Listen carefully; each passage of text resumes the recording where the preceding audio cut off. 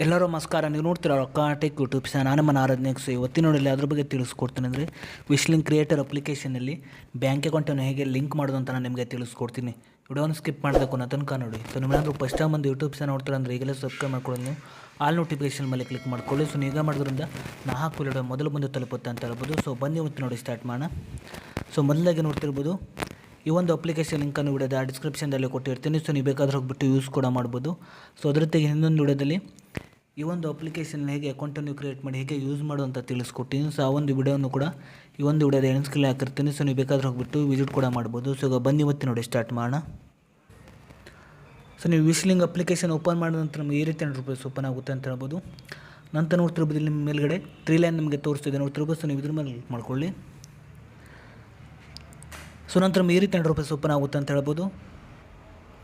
ನಂತರ ನೋಡ್ತಿರ್ಬೋದು ನಿಮಗೆ ಇಲ್ಲಿ ಕೆಳಗಡೆ ಯುವರ್ ಪ್ರೊಫೈಲ್ ಅಂತ ಒಂದು ಆಪ್ಷನ್ ತೋರಿಸಿದೆ. ಸೊ ನೀವು ಇಲ್ಲಿ ನೋಡ್ತಿರ್ಬೋದು. ಸೊ ನೀವು ಇದ್ರ ಮೇಲೆ ಕ್ಲಿಕ್ ಮಾಡ್ಕೊಳ್ಳಿ. ಸೊ ನಂತರ ಈ ರೀತಿ ₹100 ಓಪನ್ ಆಗುತ್ತೆ ಅಂತ ಹೇಳ್ಬೋದು.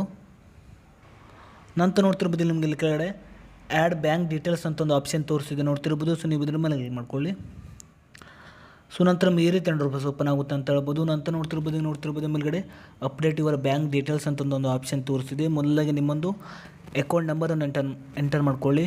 ಸೊ ನೀವು ಅಕೌಂಟ್ ನಂಬರನ್ನು ಎಂಟರ್ ಮಾಡಿದ ನಂತರ ಮತ್ತೆ ಅದೇ ಅಕೌಂಟ್ ನಂಬರನ್ನು ಇಲ್ಲಿ ನೀವು ಕೆಳಗಡೆ ನೋಡ್ತಿರ್ಬೋದು ಎಂಟರ್ ಅಕೌಂಟ್ ನಂಬರ್ ಅಂತ ಒಂದು ಆಪ್ಷನ್ ತೋರಿಸಿದೆ. ಸೊ ಅಲ್ಲಿ ನೀವು ಅದೇ ನಿಮ್ಮೊಂದು ಬ್ಯಾಂಕ್ ಅಕೌಂಟ್ ನಂಬರನ್ನು ಎಂಟರ್ ಮಾಡ್ಕೊಳ್ಳಿ. ನಂತರ IFSC ಕೋಡ್ ಅಂತ ಒಂದು ಆಪ್ಷನ್ ತೋರಿಸಿದೆ. ಸೊ ನಿಮ್ಮೊಂದು ಪಾಸ್ಬುಕ್ನಲ್ಲಿ ಇರುತ್ತೆ ನೋಡ್ತಿರ್ಬೋದು. ನಿಮ್ಮೊಂದು IFSC ಕೋಡನ್ನು ಎಂಟರ್ ಮಾಡ್ಕೊಳ್ಳಿ. ನಂತರ ನಿಮ್ಮೊಂದು ಪಾನ್ ಕಾರ್ಡ್ ಡೀಟೇಲ್ಸನ್ನು ಎಂಟರ್ ಮಾಡಬೇಕಾಗುತ್ತೆ. ಅಂದರೆ ನಿಮ್ಮೊಂದು ಪಾನ್ ಕಾರ್ಡ್ ನಂಬರನ್ನು ಎಂಟರ್ ಮಾಡ್ಕೊಳ್ಬೇಕಾಗುತ್ತೆ. ನಿಮ್ಮೊಂದು ಪಾನ್ ಕಾರ್ಡ್ ನಂಬರನ್ನು ಎಂಟರ್ ಮಾಡಿದ ನಂತರ ಕೆಳಗಡೆ ನಿಮ್ಮೊಂದು ಅಕೌಂಟ್ ಹೋಲ್ಡರ್ಸ್ ನೇಮನ್ನು ಎಂಟರ್ ಮಾಡ್ಕೊಳ್ಳಿ.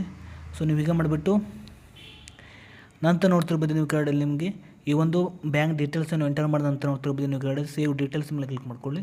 ಸೊ ನೀವು ಹೀಗೆ ಮಾಡಿಬಿಟ್ಟು ವಿಶ್ಲಿಂಕ್ ಕ್ರಿಯೇಟರ್ ಅಪ್ಲಿಕೇಶನಲ್ಲಿ ನೀವು ಈ ರೀತಿಯಾಗಿ ಬ್ಯಾಂಕ್ ಅಕೌಂಟನ್ನು ಲಿಂಕ್ ಮಾಡ್ಬೋದು ಅಂತ ಹೇಳ್ಬೋದು.